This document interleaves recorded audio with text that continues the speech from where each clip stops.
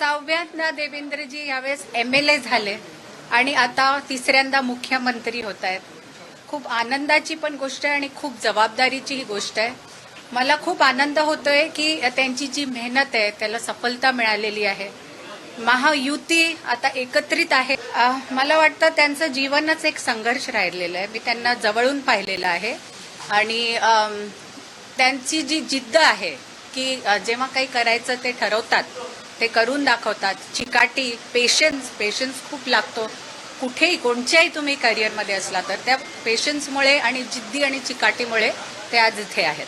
जेव्हा आपल्याला काही अचीव्ह करायचं असतं तर ते आपल्या समोर अर्जुनासारखं फक्त आपलं टार्गेट दिसायला पाहिजे आणि पुन्हा यायचं ह्यासाठी नाही आहे की ती गादी पाहिजे. पुन्हा यायचं त्यांना ह्यासाठी होतं कारण त्यांना त्याचा विश्वास होता, लोकांना विश्वास होता की ते महाराष्ट्रासाठी जे काही करू शकतील अजून कोणी करू नाही शकणार आणि त्या विश्वासामुळे ते पुन्हा येत आहेत. याचा आनंद आहे.